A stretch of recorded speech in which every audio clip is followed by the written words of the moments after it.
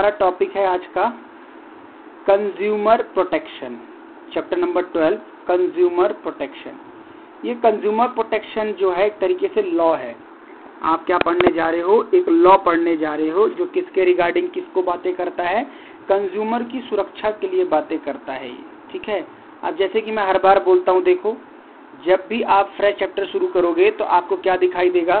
Chapter के starting में quotations दिखाई देंगी, मोटिवेशनल कोटेशंस। क्या लिखा हुआ है देखो, the main factor which keep most of us unhappy is that we not only want to be happy but happier than other. ध्यान से समझना इस बात को, कुछ नई चीज सीख के जाएंगे हमेशा नए चैप्टर में।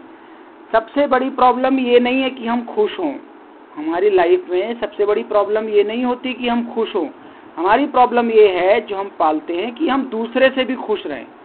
समझ गए? तो ये प्रॉब्लम अगर आप इस मेंटालिटी के साथ चल रहे हो तो आप कभी भी रियल में खुश नहीं हो पाओगे, उससे खुश तो बहुत दूर की बात है, राइट। तो यही लिखा हुआ था, main factor which keep most of us unhappy, जिसकी वजह से हम सभी परेशान हैं, वो ये है we not only want to happy. वो इसका कारण ये है कि हम सिर्फ हैप्पी नहीं होना चाहते, हम दूसरों के कंपैरिजन में ज्यादा खुश समृद्ध बनना चाहते हैं। तो ये कंपैरिजन की थिंकिंग हमें छोड़नी पड़ेगी, राइट। तो ये चीजें आप फॉलो करेंगे लाइफ में।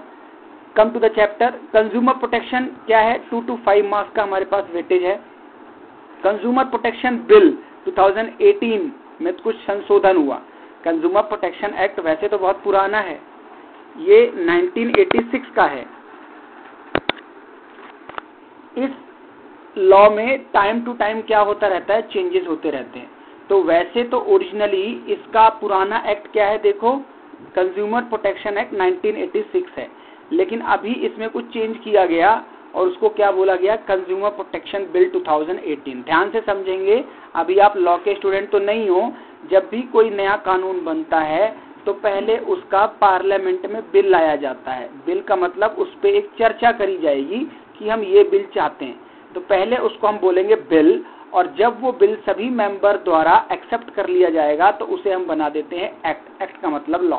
जैसे मान लो citizen amendment act, CAA, citizen amendment act, ये क्या बना? एक्ट। एक्ट से पहले क्या था? ये सिटीजन अमेंडमेंट बिल, CAB पहले लाया गया पार्लियामेंट में, फिर मेजोरिटी से पास किया गया, तो ये क्या बन गया बताओ? CAA, citizen amendment act. इसी तरीके से जब कोई लॉ बनता है देश में तो पहले बिल आता है।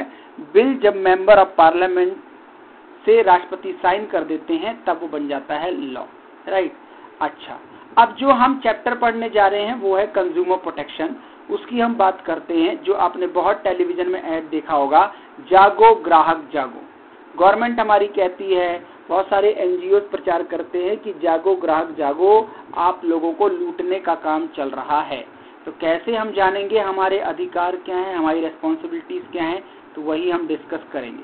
सबसे पहले हम पढ़ेंगे कंज्यूमर के क्या राइट हैं। कंज्यूमर के क्या राइट हैं? देखो ये चार्ट मैंने आपको दिखाने की कोशिश करी है। देखो ये चार्ट क्या कहता है, इसमें कंप्लीट राइट्स हैं। देखो, सेफ्टी का आपके पास राइट है, इंफॉर्मेशन का राइट है, चॉइस करने का राइट है, वॉइस आपको आवाज उठाने का अधिकार है, और रिड्रेस आपको अधिकार है कि आपकी सुनवाई करी जाए। ये सारे हमें क्या है? कंज्यूमर प्रोटेक्शन एक्ट ने हमें राइट दिए। हम कौन है? कंज्यूमर्स। अब 1 by 1 ध्यान से देखिए। These are the 6 rights. 6 rights हैं, 6 के 6 आपको याद रखने, और इतने ही राइट हमें लॉ में मिले। ध्यान से देखिए, फिर केस स्टडी आती है एग्जाम में, इस पे आती है केस स्टडी। पहला राइट है राइट टू सेफ्टी। क्या कहता है ये राइट? राइट टू सेफ्टी, ध्यान से समझिएगा, right to be protected against goods. ये कानून कहता है, ये राइट हमें कहता है राइट टू सेफ्टी। हर कंज्यूमर को अपने आप को गुड्स से बचाने का अधिकार है। बचाने का मतलब वो गुड्स कैसी है? इलेक्ट्रॉनिक है तो करंट का खतरा है, समझ रहे हो आप। हैवी है तो आपका हो सकता है फिजिकल डैमेज करे। तो एज अ कंज्यूमर आपके पास राइट है कि आप गुड्स से सारे क्या लेके चलो? बताओ, आप गुड्स से क्या लेके चलोगे? सारे जो भी उसमें डेंजरस नेचर के हैं चीजें, वो आपको प्रोड्यूसर या आपको जो सेलर है आपको उसको डिस्क्लोज करके बताते चलेगा। दूसरा देखो क्या है, राइट टू बी इन्फॉर्म्ड। दूसरा राइट है राइट टू बी इन्फॉर्म, मतलब हर प्रोड्यूसर की ये जिम्मेदारी है। हमने अभी पीछे पढ़ा था, क्या याद है आपको, लेबलिंग पढ़ा था। तो हर कंपनी की ये जिम्मेदारी है कि अगर आपने date of expiry, MRP maximum retail price और क्वांटिटी क्वालिटी को गुड्स की इंफॉर्मेशन में इंक्लूड नहीं किया तो फिर आप पे स्ट्रिक्ट एक्शन गवर्नमेंट ले सकती है। नेक्स्ट राइट है राइट टू चूज। अब राइट टू चूज का मतलब है जब भी आप शॉपिंग करने जाते हो तो जो सेलर है आपको वो इन्फ्लुएंस नहीं कर सकता, आपको वो प्रेशराइज नहीं कर सकता कि उसकी बताई हुई गुड्स को ही आप लो। आपकी मर्जी है कि आपके पास वैरायटी ऑफ ऑप्शंस हैं, जिसको आप चूज करना चाहो ले सकते हो। जैसे मान लीजिए आपको एक सिंपल क्या लेना है, टूथपेस्ट लेना है, तो टूथपेस्ट के लिए आपके पास वैरायटी ऑफ ऑप्शंस हैं। जरूरी नहीं कि आप दंतकांति ही लें, सिबाका लें, कोलगेट लें, पेप्सोडेंट लें, क्लोजअप लें, आपकी मर्जी है, आप कोई भी प्रोडक्ट किसी भी कंपनी का खरीद सकते हैं। फोर्थ राइट है right to be heard. Right to be heard का मतलब है जब भी एक कंज्यूमर कंप्लेन करेगा तो उसकी बात को सुना जाएगा। हो सकता है कंज्यूमर ही गलत हो, लेकिन ऐसा नहीं है, उसकी बात को आप सुने और फिर उसको फैसला दे कि कंज्यूमर सही है या प्रोड्यूसर सही है और उनका निपटारा करें। फिफ्थ है right to seek redressal. Fifth है right to seek redressal. Redressal का मतलब होता है जैसे आप मान लीजिए कंज्यूमर सही निकला और कंपनी गलत निकली, तो आपको क्या करना पड़ेगा, आपको मतलब कोर्ट को जुर्माना दिलवाना पड़ेगा कंपनी से, किसको, कंज्यूमर को। ये है राइट टू सीक रिड्रेसल, यानी कंपनसेशन मिलने का अधिकार किसको दिया गया है, कंज्यूमर को। जैसे आप 1 रुपए का भी नुकसान कर दिया आपने, तो वो 1 रुपए देखने में तो ज्यादा नहीं है, लेकिन कंपनी से 1 रुपए कोर्ट दिलवाएगी कंज्यूमर को, क्योंकि एक तरीके से क्या है, right to seek redressal. Sixth right है right to consumer education. Consumer के पास ये राइट है, चाहे वो गुड्स खरीदे या ना खरीदे, होल लाइफ जब तक कंपनी प्रोडक्ट बना रही है तब तक कंज्यूमर को नॉलेज अबाउट द प्रोडक्ट देनी पड़ेगी, किसको, कंपनीज को। राइट, तो these are the 6 right of consumer that consumer always enjoy and companies are eligible, companies are under obligation to protect the rights of consumer. अब आ जाइए आप कंज्यूमर्स रिस्पॉन्सिबिलिटी या कंज्यूमर की ड्यूटी या ऑब्लिगेशन। 3 तरीके से क्वेश्चन आ सकता है, तीनों का आंसर सेम। रिस्पॉन्सिबिलिटी एग्जामिनर पूछे या ड्यूटी पूछे या ऑब्लिगेशन पूछे। अभी आपने जो पढ़ा था वो आपकी क्या थी, राइट, आप उसको एंजॉय करते हो। ड्यूटी क्या है, जो आपके कर्तव्य है। पहला कर्तव्य क्या है, बाई ओनली स्टैंडर्डाइज्ड प्रोडक्ट में, जैसे मैंने आपको समझाया, ISI वाला सामान लें, एगमार्क वाला सामान लें, हॉलमार्क द्वारा सामान लें, यानी रजिस्टर्ड स्टैंडर्डाइज्ड गुड्स को ही लें, क्योंकि उसके खराब होने और उसके डिफेक्ट होने और उससे हार्म होने के चांसेस कम होते हैं, यानी लोकल चीजों को आप ना लें। दूसरा राइट है आपके पास, दूसरी रिस्पॉन्सिबिलिटी है रीड लेबल केयरफुली। लेबल मतलब जैसे आप कोई सामान ले रहे हैं, कंपनी ने तो लेबलिंग कर दी, लेकिन आपकी जिम्मेदारी बनती है कि आप क्या करें, लेबल को जरूर पढ़ें। लेबल पढ़ने से आपको कस्टमर से रिलेटेड सारी इंक्वायरी जो आप पूछना चाह रहे हो मिल जाएगी। सामान क्या है, उसकी वेट क्या है, एक्सपायरी क्या है, मैन्युफैक्चरिंग क्या है, कस्टमर का टोल फ्री नंबर क्या है, जो मैं सामान ले रहा हूँ उसके इंग्रेडिएंट्स क्या हैं, समझ गए आप, तो लेबल को जरूर पढ़ें। तीसरा, no risk associated with the product. Seller आपको ना बताए, समझ रहे, सेलर आपको क्यों बताएगा, बताओ, उसके पास टाइम कहाँ है। तो ये आपकी जिम्मेदारी है कि आप जो सामान ले रहे हैं उससे रिलेटेड रिस्क का पता लगाएं।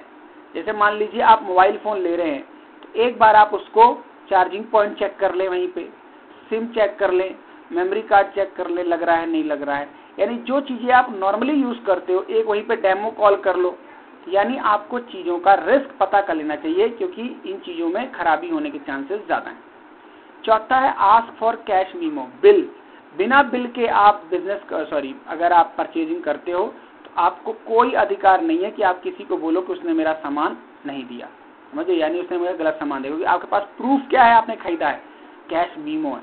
कैश मीमो आपके पास नहीं है तो आप उससे पैसे नहीं मांग सकते, ना अपने गुड्स को क्लेम करवा सकते। फिफ्थ आपके पास जिम्मेदारी है कंप्लेन जरूर करें, चाहे नुकसान छोटा हो बड़ा हो।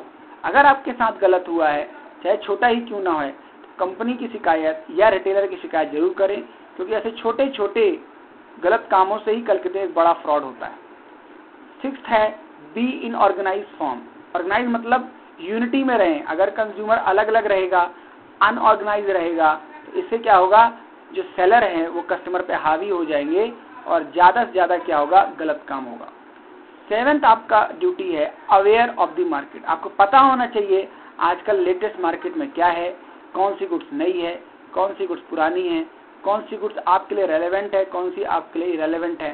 तो आप मार्केट में जाने से पहले एक वेल अवेयर कस्टमर बन के जाएं, ताकि आपको कोई प्रॉब्लम ना हो। तो ये हमारे पास कितने 7 ड्यूटीज रिस्पॉन्सिबिलिटी हमें कंज्यूमर प्रोटेक्शन एक्ट ने दी है, राइट। अब देखो हमारे पास एक टॉपिक है, who can file a complain under consumer protection act 1986। मतलब हम ये पढ़ने जा रहे हैं कि कंज्यूमर प्रोटेक्शन एक्ट में कौन कौन कंप्लेन फाइल कर सकता है। यानी हम ये जानना चाह रहे हैं कि कौन ऐसा पर्सन है जो एज अ कंज्यूमर कोर्ट में जा सकता है और उसकी बात सुनी जाएगी। देखिए, पहली बात, कंज्यूमर जा सकता है, कोई भी कंज्यूमर हो, एक हो दो हो, जिसने गुड्स खरीदा है वो जा सकता है। दूसरा, रजिस्टर्ड कंज्यूमर एसोसिएशन जा सकती है, संस्था जा सकती हैं जो कंज्यूमर के बिहाफ में काम कर रही है कंज्यूमर के लिए। तीसरा, सेंट्रल गवर्नमेंट, स्टेट गवर्नमेंट जा सकती है किसी का बचाव करने के लिए, अगर उसकी मदद लेना चाह रहा है कंज्यूमर। फोर्थ, वन और मोर कंज्यूमर जा सकते हैं। अगर 4 कंज्यूमर हैं, 4 ने एक साथ कोई सामान लिया, नुकसान हुआ, तो या तो चारों चले जाएं या 4 में से कोई एक भी चला जाए तो भी सुनवाई करी जाएगी। ये नहीं कहा जा सकता कि चारों जब आओगे तब सुनवाई होगी, नहीं, लिखा हुआ है वन और मोर कंज्यूमर। पांचवा देखिए, लीगल हायर और रिप्रेजेंटेटिव। मान लीजिए ऐसा नुकसान हो गया कि जो कंज्यूमर था वो नहीं रहा, उसकी जान चली गई, तो उसके ना रहने पे उसके गार्जियन या उसके लीगल रिप्रेजेंटेटिव, जैसे मान लीजिए हस्बैंड की मृत्यु हो गई तो वाइफ जा सकती हैं और कह सकती हैं कि मुझे जुर्माना हर्जाना कंपनी से चाहिए। ये कंज्यूमर प्रोटेक्शन एक्ट में बोला गया है कि आप लोग ना रहने पे भी किसके, मेन कंज्यूमर के, आप लोग क्या कर सकते हो, कंप्लेन फाइल कर सकते हो, राइट। अब देखिए इसके जस्ट नीचे हमारे पास एक टॉपिक है, बहुत सा छोटा सा, इसको हम खत्म करते हैं। पहला, against whom complain can be file. अभी जो आपने पढ़ा वो ये पढ़ा कौन कौन कंप्लेन फाइल कर सकता है। अब हम पढ़ रहे हैं कंप्लेन आप किस पे फाइल करोगे। पहला है सेलर पे कंप्लेन कर दो, मैन्युफैक्चर पे कर दो, या जो डीलर था गुड्स का उस पे आप कंप्लेन कर दो। आपको जो लगता है जिसने गलत किया है आप उस पे कंप्लेन कर सकते हो। प्रोवाइडर ऑफ सर्विस मतलब आपको लगता है आपके एडवोकेट ने गलत काम किया, आपको फंसा दिया, टीचर ने गलत पढ़ाया, समझ लो, सीए ने आपका काम खराब कर दिया, तो जिसने सर्विस प्रोवाइड करी आप उस पे क्लेम कर सकते हो। लास्ट पढ़ते हैं क्या, ये कि अगर आप कोर्ट के पास गए हो तो कोर्ट आपको क्या उपचार देगा, यानी कोर्ट आपको रेमेडीज क्या देगा, क्या ऐसा कोर्ट करेगा जिससे आपको लगेगा कि मेरा आना कोर्ट में वसूल हुआ। देखो, remedies relief available to consumer. अगर आप कंज्यूमर कोर्ट में गए तो कंज्यूमर कोर्ट क्या करेगा, to remove the defect in the goods. वो जो खराबी थी गुड्स में वो कहेगा कंपनी से इसको हटाओ और तभी कंपनी अपना बिजनेस कर सकती है। यानी पहला क्या आएगा, रिमूव द डिफेक्ट। दूसरा, replace the defect. Consumer court बोलेगी जो गाड़ी इसको आपने दी थी वो ब्लास्ट हो गई ऑटोमेटिकली, तो आप इसको दूसरी गाड़ी दो, आपको रिप्लेस करवा देगी कोर्ट। तीसरा, रिफंड, पैसे वापस करवा सकता है कोर्ट आपका, जितने रुपए का सामान था आपको पैसे वापस मिल जाएंगे। चौथा, टू पे कंपनसेशन। कंपनसेशन का मतलब होता है जितना आपको नुकसान हुआ है उतना भरपाई कंज्यूमर कोर्ट करवा देगा। पांचवा है, not to offer hazard goods from sale. Consumer court बोल देगा कि आज के बाद ऐसा सामान जिसकी शिकायत हमारे पास आई है दोबारा मार्केट में बेचना मत। इसका बेस्ट एग्जांपल क्या है, मैगी अभी साल भर पहले बैन हो गई थी। ऐसा बोला गया कि मैगी का जो प्रोडक्शन है उसमें कोई ऐसा तत्व है जो आपको आपके इंटरनल ऑर्गन्स को खराब कर सकता है। फिर मैगी ने क्या किया, इसको एक्सेप्ट किया और अपने सारे पुराने मैन्युफैक्चरिंग जितना उसके पास स्टॉक था जला दिया और फिर से मैगी वापस आ गई। तो क्या कंज्यूमर कोर्ट में जब सुनवाई गई तो फैसला लिया गया। तो ये वो रिलीफ है, रेमेडीज हैं जो कंज्यूमर कोर्ट आपको जरूर दिलवाएगा। तो मैंने इसको याद करने के लिए बच्चों क्या पढ़ाया है, 3RC। कैसे याद करेंगे आप लोग, 3RC। RC होती है गाड़ी, गाड़ी चलाने को RC बोलते हैं, एक कार्ड बनता है, जैसे ड्राइविंग लाइसेंस होता है एक RC होती है। तो 3RC मतलब 3R कोई भी याद कर लो, एग्जाम में आपको नंबर मिल जाएंगे। 3R कौन से, रिमूव, रिप्लेस, रिफंड, और C से क्या हो गया, कंपनसेशन। ठीक है, these are the remedy, relief, right. हमारा टॉपिक है आज का कंज्यूमर प्रोटेक्शन, चैप्टर नंबर 2।